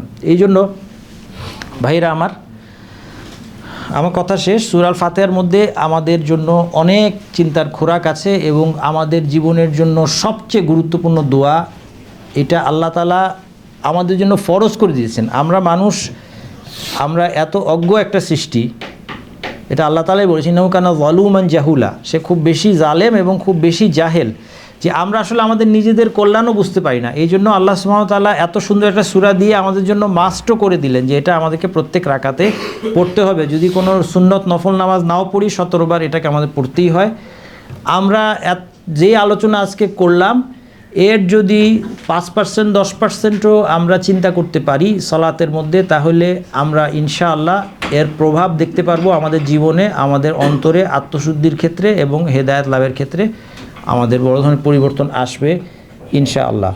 এমনিভাবে সূরা ফাতিহা এবং এমনিভাবে যদি আল কোরআনের একটা বড় অংশ আমরা তাদাব্বুর করতে পারি পর্যায়ক্রমে, আমরা যদি আমপাড়ার মধ্যে যেই সূরাগুলো যেগুলো আমরা বেশি বেশি পড়ি, সেখানে কি শিক্ষাগুলো আছে এগুলো নিয়ে আমরা জানি এবং চিন্তাভাবনা করি, আমার মনে হয় আমাদের জীবনে একটা বড় ধরনের পরিবর্তন আসবে। তখন কোরআন আমাদের সাফল্যের কারণ হবে ইনশাআল্লাহ। আল্লাহ সুবহানাহু ওয়া তাআলা যেন আমাদেরকে মনোযোগ সহকারে বুঝে তাদাব্বুরের সাথে সূরা ফাতিহা এবং আল কোরআন তেলাওয়াত তৌফিক দান করেন, এবং জীবনে বাস্তব তৌফিক দান করেন। এই দোয়া করে শেষ করছি। কোরআন প্রশ্ন করেছেন যে কোরআন তাদাব্বুর করার বিষয়টি যদি কিছু উদাহরণ দিয়ে বুঝিয়ে বলতেন। আমি 2-1টা উদাহরণ দিয়েছি। আজকে আমরা যেই কাজটা করলাম এইটাই কোরআনের তাদাব্বুর। এখন অনেকেই বলে আলেম ছাড়া কোরআন তাদাব্বুর সম্ভব না। দেখেন, আলেম মানে হচ্ছে যে জানে, হ্যাঁ জ্ঞান, মোট কথা জ্ঞানী তো ব্যক্তিটা এখানে মূল কথা না, তার কাছ থেকে জ্ঞানটা আমার আসতে হবে, সেটা আলেমের থেকে আসুক বা বই থেকে আসুক, যেখান থেকে আসুক জ্ঞান। আসলে জ্ঞান ছাড়া শুধু তাদাব্বুর না, জ্ঞান ছাড়া তো কিছুই সম্ভব না। তো কাজেই যেমন আজকে আমরা আলোচনা করলাম, এই আলোচনাটা যদি আপনারা শুনেন, আপনারা ইন্টারনেটে আরও পাবেন, এটা সহজেই আপনি মনেও রাখতে পারবেন। এই যে আপনি জানলেন, এরপর এখন আমরা জানলাম, আমাদের কাজ এখন তাদাব্বুর করা। তাহলে অবশ্যই আমরা আলেমদের সহায়তা নিব এবং আমরা জ্ঞানের ভিত্তিতেই আমাদেরকে তাদাব্বুর করতে হবে, এটা ঠিক। কিন্তু আমরা পুরাপুরি তাদের উপর নির্ভরশীল, তাদেরকে না পেলে একেবারেই হবে না এরকমও না। এই তো আপনি এরকম আলোচনা শুনলেন, এরকম আলোচনাগুলো বেশি বেশি হওয়া দরকার। আর বাকি রইল আপনার এখন আলোচনা শোনার পর যখন আপনি এই সূরাটা আবার পড়বেন, এই বিষয়গুলো নিয়ে আপনার চিন্তা করা, এবং আপনার যদি সামর্থ্য থাকে আপনি নতুন নতুন তাফসির পড়বেন, নতুন নতুন বই পড়বেন, সেখান থেকে আরও চিন্তার খোরাক আপনি পাবেন। ক্রেডিট কার্ড নিয়ে প্রশ্ন করেছেন, ক্রেডিট কার্ড, হ্যাঁ ক্রেডিট কার্ড হালাল, is it legal to use their fund using my card? আচ্ছা, কি বলছেন, I use a credit card of a bank that is involved in interest. হ্যাঁ, এই ধরনের যারা ট্র্যাডিশনাল ব্যাংকের যে ক্রেডিট কার্ড, সেই ক্রেডিট কার্ড ব্যবহার করা জায়েজ নাই। কেন? প্রিন্সিপালটা আমি আপনাকে বলি। ক্রেডিট কার্ডের কনসেপ্টটা হচ্ছে এই যে সে আপনাকে ওভারড্র করতে দিবে, তার সাথে যে চুক্তিটা, ক্রেডিট কার্ডের সাথে যে চুক্তিটা হচ্ছে যে সে আপনাকে লোন দিবে। বেসিক্যালি এটা হচ্ছে কর্দ, যে আপনি কিনতে কিনতে আপনার টাকা শেষ, তখন সে আপনাকে কিনতে দিবে, সে পে করে দিবে যার কাছ থেকে আপনি কিনেছেন, পরে আপনার থেকে নিবে। তাহলে এই কর্দের মধ্যে কোনো ধরনের তার প্রফিট থাকতে পারবে না, আর যদি প্রফিট থাকে সেটাই সুদ হয়ে যাবে। এই জন্য ট্র্যাডিশনাল ব্যাংকের ক্রেডিট কার্ড এটা জায়েজ নাই। আর ইসলামিক ক্রেডিট কার্ড হবে যেটা বৈধ হবে যদি ইসলামী ব্যাংক বা এই ধরনের ব্যাংকগুলোর যে সমস্ত ক্রেডিট কার্ড আছে সেখানে সে আপনাকে যে লোন দিবে এর বিনিময়ে সে কোনো লাভই নেবে না, শুধুমাত্র তার ওই কার্ডটা ফাংশন করার জন্য তার যে কস্টটুকু একদম শুধুমাত্র এতটুকু সে নিতে পারে, যেহেতু সেই চার্জটা সে আপনার কাছ থেকে নিতে পারে। কিন্তু সেটাও খুব ইসলামী ব্যাংকগুলো খুব মিনিমাম, একদম স্ট্রিক্ট কিছু ইয়ের ভিত্তিতে তারা এটা নেয়। এটা কিন্তু একদম আবার ইচ্ছা মতো আবার নেয় না, আবার এটা অ্যামাউন্টের সাথে কিন্তু ভ্যারি করে না আর কি। যদি অ্যামাউন্টের সাথে ভ্যারি করে তাহলে সেখানে আবার সমস্যা আছে। তাহলে মোট কথা ট্রেডিশনাল ব্যাংকের ক্রেডিট কার্ড আপনি ইউজ করবেন না। জি হ্যাঁ, ইসলামী ব্যাংকগুলো, সেটাই বলছি যে ইসলামী ব্যাংকগুলোর একটা হচ্ছে সাধারণ কথা। দেখেন, সাধারণ মানুষকে আমরা বলবো যে ইসলামী ব্যাংকগুলোর ক্রেডিট কার্ড ইউজ করেন, কিন্তু এখন যদি ইসলামী ব্যাংক যারা চালায় তারা আলোচনায় আসে তখন তাদেরকে আরও স্ট্রিক্ট কিছু কন্ডিশনের কথা বলা হবে, যেটা সাধারণ মানুষকে এইভাবে আমরা বলবো না, বললে এখন আবার ঝামেলা হয়ে যাবে। কারণ যেটা হচ্ছে যে প্রথমত তারা যে ইসলামীভাবে জিনিসটা করতে চেষ্টা করতেছে এটাই প্রশংসনীয়, এবং এটাতে তাদেরকে এনকারেজ করা উচিত। আমাদের ইসলামী ব্যাংকিংয়ের কোঅপারেট করা উচিত। আর তারা কতটা শরিয়াকে ঠিকভাবে শরিয়ার প্রিন্সিপাল অ্যাপ্লাই করতে পারতেছে সেটা কিন্তু আরেকটা ইস্যু। সেই জায়গায় গিয়ে আমি কোনো সাক্ষী দিচ্ছি না কারো পক্ষে বা কোনো ব্যাংকের পক্ষে, আমি জেনারেল ইসলামী ব্যাংকিংয়ের কথা বললাম, কারণ এরপরে গিয়ে আরও দেখার বিষয় আছে। এই জন্য ইসলামী ব্যাংকগুলোর কর্তব্য কি, তাদের স্ট্রিক্ট শরিয়া বোর্ড রাখা, এক্সপার্টদেরকে সেখানে, আমাদের শেখ মঞ্জুরের মতো এক্সপার্টরা ওনারা অনেক ব্যাংকের সাথে আছেন, তাদেরকে আনা এবং সিনসিয়ারলি তাদের অ্যাডভাইসগুলো ইমপ্লিমেন্ট করা, যে কোথায় গিয়ে তাদের আপনার মুখালাফাত হয়ে যাচ্ছে। তো এখানে সেই ইস্যুটা অনেক বড়। যাই হোক, আমি এই জন্য সংক্ষেপে বললাম। ইলম মানে কি ইমান? না, ইলম আর ইমান এক নয়। ইমানের মধ্যে ইমানের সাথে ইলমের সম্পর্ক কি? ইমানের সাথে ইলমের সম্পর্ক হচ্ছে যে ইলম হচ্ছে ইমানের একটা শর্ত। আপনার জ্ঞান ছাড়া ইমান হবে না। আপনি যেই বিষয়ের প্রতি ইমান আনলেন, আপনি বললেন, সেই বিষয়টা আপনাকে কি করতে হবে? জানতে হবে। এই জন্য জ্ঞানের জন্য আমাদের দেশে যেটা প্রচলিত আমরা জানি যে যার শেষ কথা হবে লা ইলাহা ইল্লাল্লাহ সে জান্নাতে যাবে, এটারই হাদিসের কিন্তু আরেকটা রিওয়ায়াত আছে, মান মাতা ওয়া হুয়া ইয়ালামু আন্নাহু লা ইলাহা ইল্লাল্লাহ দাখালাল জান্নাহ। যে কথা জেনে মৃত্যুবরণ করবে যে আল্লাহ ছাড়া ইবাদত যখন ইলাহ নেই, সে জান্নাতে প্রবেশ করবে। এই জন্য আল্লাহ তাআলা কোরআন বলেছেন কি ফাআলাম আন্নাহু লা ইলাহা ইল্লাল্লাহ, হে নবী আপনি জেনে নিন যে আল্লাহ ছাড়া ইবাদতযোগ্য কোনো ইলাহ নেই। তাহলে যেই বিষয়ে আপনি ঈমান আনবেন সেটা আপনাকে জানতে হবে, এটা হচ্ছে শর্ত। এই জন্য ইলম মানেই ঈমান না। কিন্তু দাওয়াতের পদ্ধতি এবং মাধ্যম নিয়ে কিছু পরামর্শ দিবেন। দাওয়াত হতে হবে এক নম্বর জ্ঞানের ভিত্তিতে। আপনি যেই বিষয়ে দাওয়াত দিবেন সেই জিনিসটা আপনার জানতে হবে, আপনি নিজে না জানেন কেমন দাওয়াত দিবেন। দুই নম্বর আপনার হিকমত থাকতে হবে। হিকমত মানে যে কথাটা যখন যেভাবে বলা দরকার সেভাবে বলতে পারা, এটাই হচ্ছে হিকমত। উদউ ইলা সাবিলি রাব্বিকা বিল হিকমা ওয়াল মাউইযাতিল হাসানা, এবং উত্তম ভাষণের মাধ্যমে আপনি মানুষকে ডাকবেন, নম্রতার মাধ্যমে মানুষকে ডাকবেন। এই প্রসঙ্গে বলা যায় যে আমরা আলহামদুলিল্লাহ যারা কোরআন হাদিস ভিত্তিক সহি জ্ঞানটা চর্চা করতে চাই, আমরা দাওয়াত দিতে গিয়ে দাওয়াতের সহি পদ্ধতিটা সবসময় অবলম্বন করতে পারি না। আমাদের দাওয়াতটা যেন কোনো কারণে অনেক ক্ষেত্রে কি হয়ে যায়, একটু কর্কশ হয়ে যায়, ঠিক কি না? এটা আপনার কি আমার সাথে একমত? আমরা যেহেতু কোরআন হাদিস মানার ব্যাপারে খুব স্ট্রিক্ট, আমরা দাওয়াত দিতে গেলেও এই স্ট্রিক্টনেসটা চলে আসে। কিন্তু দাওয়াতের ক্ষেত্রে সুন্নাহ হচ্ছে কি? নম্রতা। রাসূলুল্লাহ সাল্লাল্লাহু আলাইহি সাল্লামের সুন্নাহ হচ্ছে দাওয়াতের ক্ষেত্রে নম্রতা। এর বহু এক্সাম্পল আছে, এটা নিয়ে আলাদা লেকচার দেওয়া যাবে, এখন বিস্তারিত আলোচনা করব না। তো আমাদেরকে এই জিনিসটা করা দরকার। মানে আপনি দেখেন একটা জিনিস, যে এখানে আমাদের এই এলাকায় আপনি আছেন, আমাদের তবলিগ জামাতের ভাইয়েরা আছেন, যে কোনো একটা সাধারণ মানুষ তবলিগ জামাতের ভাইদের দিকে বেশি আকৃষ্ট হবে, আপনার দিকে কম আকৃষ্ট হবে। আপনি তবলিগ জামাত করেন না, আপনার দিকে কম আকৃষ্ট হবে।